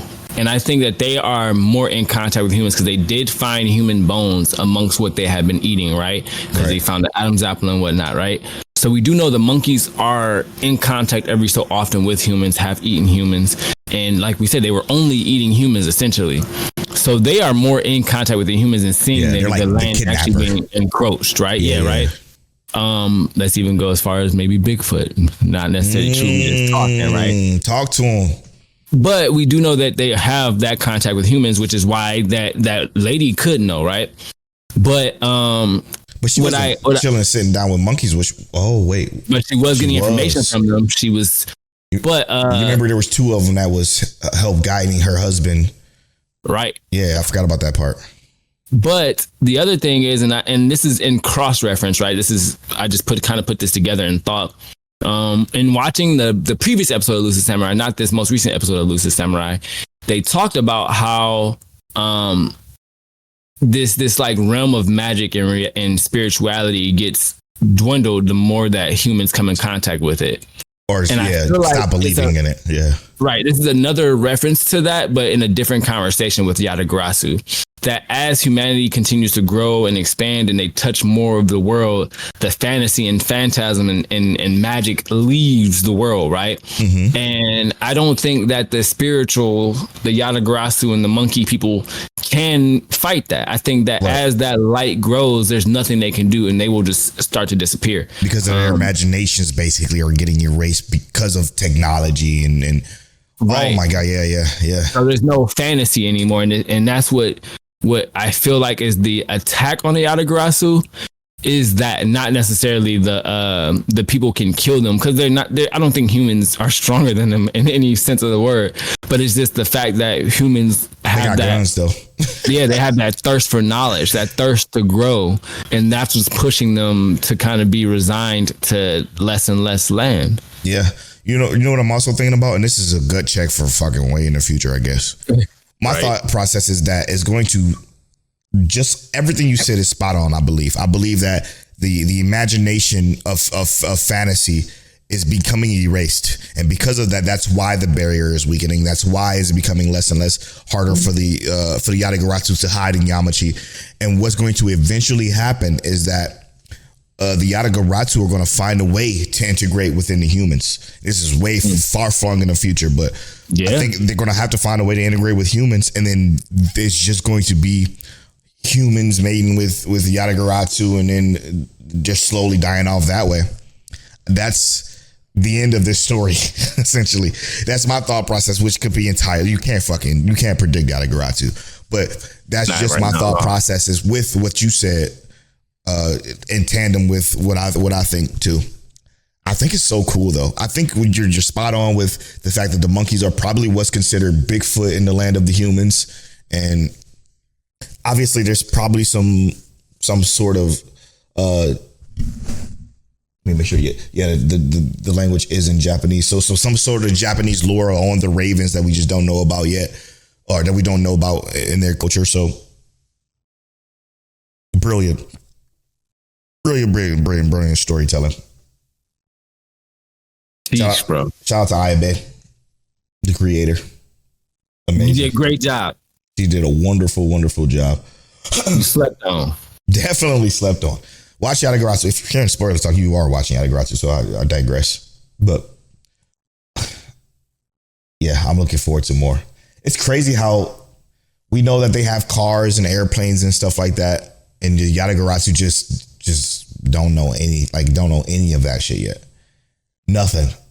They just see the books, but that means that one of them must have gotten out and made a book, or there was a human who brought them a book, because we don't know. Like I imagine that at some point, you know what I mean? This is just like how I guess this kind of lore is normally explained, is that in some way there was a point where the human and the Yatagarasu were cool, because why would the Yatagarasu be so okay with taking human form? Yes. How did they even learn about human form? Yeah. So at some point, maybe they were worshipped by the humans, which is fairly reasonable. 100%. And you even think about, and I hate to bring up another anime in reference, Pokemon. In one of the first episodes, you see Ho-Oh flying around and it's a golden bird instead of the rainbow bird that it normally is. And I feel like this is clearly like Japanese lore in a sense. Yeah. So I think that at some point this was a deity for humans, but humans, they lose that imagination like we keep talking about. I think that they will integrate with the humans as well, but I don't think that they're going to disappear because of that. I think that there will be humans who have to keep that alive, and they're going to find out that there are humans who are half Yatagarasu, half human, and they're going to have a different upbringing because of that, or a different system because of that. Yeah, very, very interesting concept, bro. I love this show so much. It's been one of the best watches for sure. Rating has a 74. Deserve more. 80 minimum. Easy. Beautiful storytelling. I do want to know what happened to the lion ass girl from the beginning. Lion ass girl. Yeah. The one that was doing all the shadiest shit while she pretended to be so innocent. Innocent than a mug, and was not. Was not. He definitely was not. All right. And then let's move on to last, but certainly not. This is a longer episode per usual. Oh my goodness. But last, but certainly not least. My heart. Makeine, Too Many Losing Heroines. A very emotional episode for episode 11. It's leading towards what I talked about last week. I believe it was last week, where I said that the girls are going to start to like Kazuhiko. Did I just get two people mixed up? No, that's his name, Kazuhiko. And we starting off with Kamari, which I want her to win so bad. You know what I mean? She's just so sweet, and maybe it's because I kind of relate to her with the social anxiety part. Like the social, y'all don't understand. Like I began streaming about fucking 9 years ago because of the social anxiety, because I had such a terrible time talking in public to people. It is a real fucking thing that is extremely hard to do when you have this particular condition, because you forget to breathe. You don't know where you are. You don't know what you're saying usually. And sometimes your brain is just a fumble mess. And to see her go through that, and to see how Kazuhiko handled that, if you don't mind, go ahead, brother. I'm going to bring in TCB. TCB drops in the Discord in the Mic Check Wi-Fi forum, just like you can. He says, holy shit, episode 11. What Nazu did in the meeting I was flabbergasted, bro, but I get it. He thought he was honestly trying to help, but he not only was inconsiderate towards Kamari, he embarrassed her at the worst possible moment, basically kicking the dog while they're down. How they managed to resolve the issue was so wonderfully directed, like sheesh is what he said, and felt that emotion coming through the screen just as much as the text Kamari was sending. Man, and he puts a gift of our guy Sukuna, and it just says absolute cinema, and I couldn't agree more. It was so beautifully done. Now, where I disagree with him is I do disagree with considering what Kazuhiko did as inconsiderate.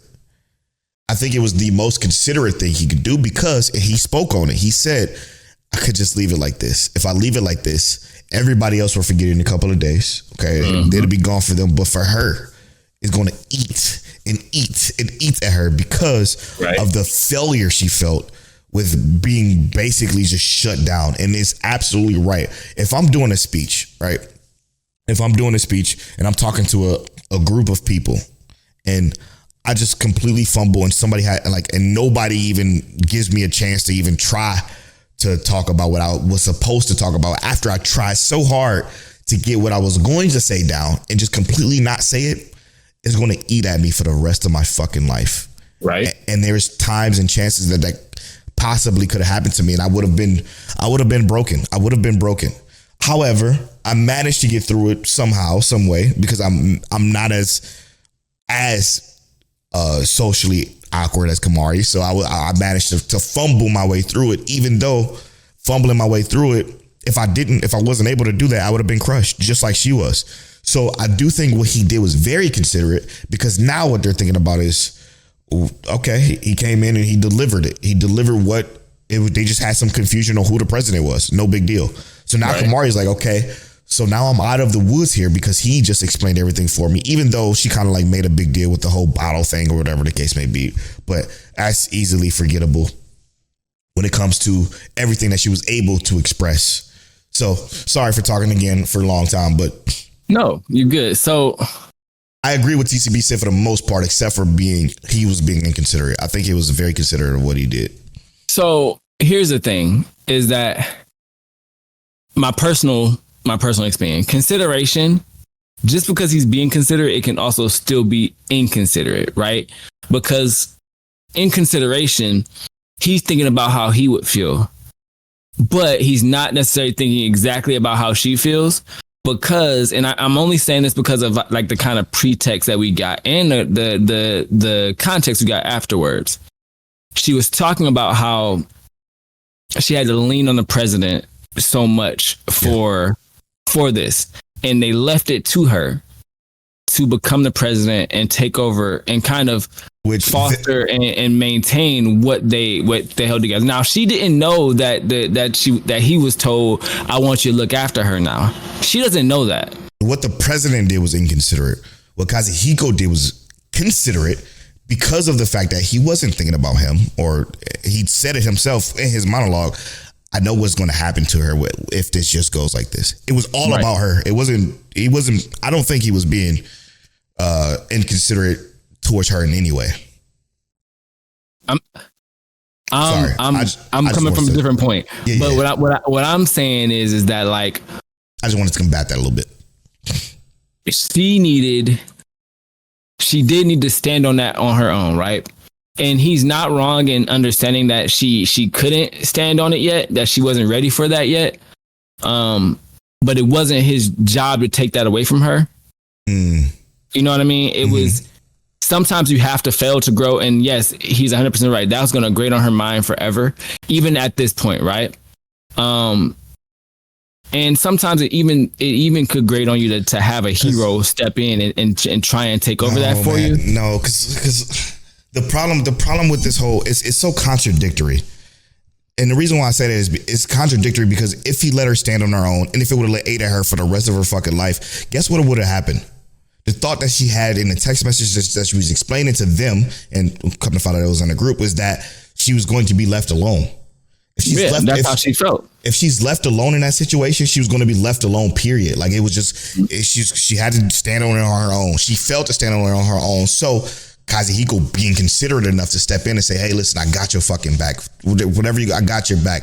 That should have made her feel, like, it didn't, obviously, for very reasonable reasons. It didn't make her feel that way. But in hindsight, right? In hindsight, she has someone on her side, because she kept talking about how she felt lonely. So her doing it by herself and then letting that eat away at her, she would have felt even more lonely, like way more lonely, because it's like, damn, ain't nobody even got my fucking back. I'm stuck here with this pressure and it's too much. I'm not saying you're wrong. It would have been too much. I'm saying in that moment, she still felt alone. You know what I mean? She would have felt even more lonely, is my point. Afterwards, she didn't feel alone because of what he said. You know what I mean? Because of how they came to her rescue, because of how they came together. But in that moment, she said she has no friends. She didn't consider them friends. She considered them part of the club. You think she would have considered them friends if they didn't step in? If they didn't step in? No, I'm saying, I understand that. I understand that. I'm saying that in the context of the show, she had not considered them friends yet. She considered the president and the girlfriend friends. At that point, she did not consider them friends yet. They were just part of the literature club. They were around. They were people that she depended on for this, not for the context of like, these are actual friends. Now they are friends. Now she's expecting to have people with her. That's what I mean by, like, it was inconsiderate because her mind state was not developed enough yet at that point.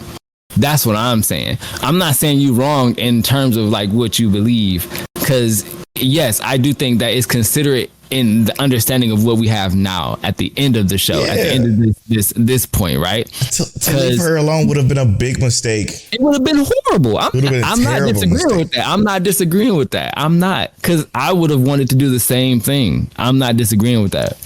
I'm just saying I get where she's coming from. Yeah, I probably would have came in a little bit different. Probably not said I'm the president. That part was maybe a little bit inconsiderate because the president title was given to her. From her. Yeah, exactly. That part was a little inconsiderate. I will say that. But I think that as a human being with emotions, yes, of course you want to help someone that you consider a friend, even if they don't consider you a friend. You want to help her. I would want to help somebody I just saw struggling anyway. You know what I mean? You ain't really got to be a friend. I see you struggling. I want to help you. Right. So I get that. And I love how we got that, I'm not going to say info dump, but that emotional dump in the group message, because it was how she truly felt that she could not say out loud. It was, you could see that, yes, she could talk comfortably around them. She could talk comfortably around him. She did not talk comfortably around everyone. And we saw that often. Yeah. And this was that relay of information that even though she talked comfortably around them, she still never really displayed how she felt, that she felt alone. And now we got that reassurance that she is not alone in this, that they have this solid friendship that she can rely on now. And that this episode was beautiful. It was well done. It was a statement piece on how people can feel different things. And when you put those pieces together, there may be a bigger or different picture that's actually there. Yeah. So, for instance, my favorite part, to go to the absolute cinema part that fucking TCB is 100% spot on with, is the emotion that was relayed through the messages. You just felt it. You felt everything that she was typing. I paused it every time to make sure I read all of it. I'm like, fuck. So strong. Yeah, bro. Because then you understand where she's coming from. The two people that she did have a kinship with or friendship with are leaving. They're gone. Now, like you said, that she just got these 3 other people that maybe show up to the club every once in a while. So she has to try to take over and build something on her own, because the responsibility was inconsiderately dumped on her by the president, which I do think it's mostly his fault. He's the problem. Just like in every other situation within this show, it's the other guy's fault that these girls who had crushes on, you know what I'm saying? It's their fault. They're in terrible situations each and every time. Like, if you notice, everybody within this show delivered some terrible heartache to the female heroines in so many different ways. Not intentionally, but it just happened. It was there. So with her fighting through that and then getting that dumped, and then when he responds and he steps up and he says to her, don't ever say that you're alone again, with that face. Just the emotion on his face, the look on his face was so well delivered. That's why it was absolute cinema, because of the emotion it laid through facial expressions, man. When he got up and he said that, he tilted his head and he looked heartbroken that she said, I'm gonna be alone. Like, that shit is what completely changed her and hurt me. My heart dropped. Like, damn, like, I feel you, bro. Like, how can you say that when I've been right here? I've been trying to look out for you. And then they're on a roof and they're all having a roof on the conversation. And then she reads the message and she smiles. I'm like, I want her to win so fucking bad now. It needs to be her. I'll always be with you. Polo done chose a side. I done chose a side. I don't know who I want to win. How do you not pick Kamari at this point? Lemon was cool, but I think Lemon is over it. Like, I think she's good now. You know what I mean? I hate her. Like, not hate. Hate is a strong word. I think she has her moments. Kind of. She's annoying. She's annoying. Yeah. But they're trying to make her likable, but she has her moments where she's good and other moments I'm like, okay, why are you here? Yeah, she's in the way a lot of the times to me. But I feel like, so I feel like they have to make it so, what's her name? Amori? What's her name? Kamari. They gotta make her the one, man. Yes. And I'm saying that because at this point we have the most emotional connection with her and our MC, our male MC. But I don't know, because I feel like they're going to diversify the interest here. You still think so? I still feel that. I still feel it. They're going to diversify the interest here. I can see it. I'm not saying I want them to, because I do want them. I feel like they got to do Kamari because it was too good. It was too good not to, bro. And the way she looked at him at the end, the gorgeous smile. I felt like, yeah, she looked at them, but it was like she looked at him. Yep. She felt that message. Yep. But it goes to what my gut check was, I think last week or a couple of weeks, whenever it was, that they're all going to find a way to start to like him. And then it's going to develop this weird situation to where hopefully a third party come in and swoop them away. The reason I don't think that's going to happen, because I do want that to happen.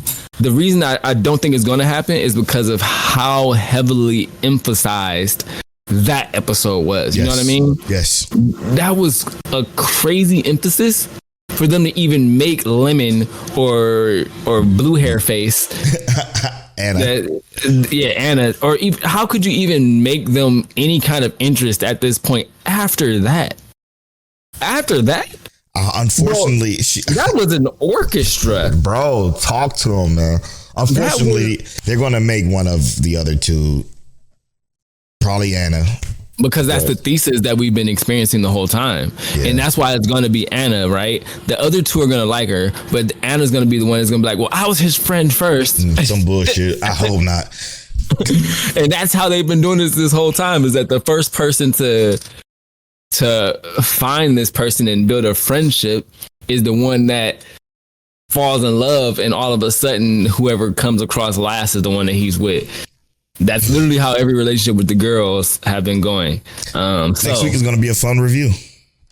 It's going to be crazy. It's going to be a fun review. Oh, we didn't choose our review for the fall yet again. Let's wait till we at least start watching something, because we start, what you said, 3 next week, right? We'll choose next week. Let's choose next week. We'll choose next week. Let's do that. Because the point is to not watch anything and pick something to review. You're right. You're right. Before we dive into too much. Yeah, exactly. So we're gonna have maybe a couple of shows, but we're gonna choose one of the ones we didn't watch. Maybe. We'll see. We'll see where it goes. But I was thinking though, it's crazy that you can find me on all social media at King Taliano. And I'm at Polo Born Fly on all social media. You can follow our social medias at Might Check Waifu on Twitter and at Might Check Waifu on Instagram, TikTok. Make sure you subscribe to the YouTube channel. And as always, Might Check. I just had to beat you to it since it was episode 269. Nice.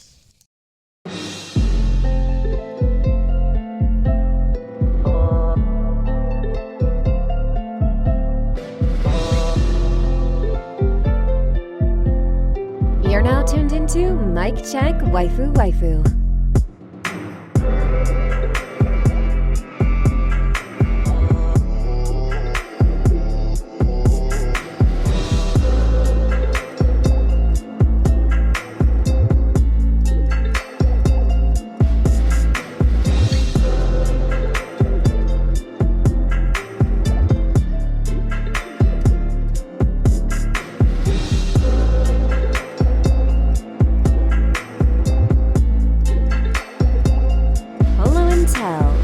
Is that you? Is that you? Is that you? Is that you? Is that you? Is that you?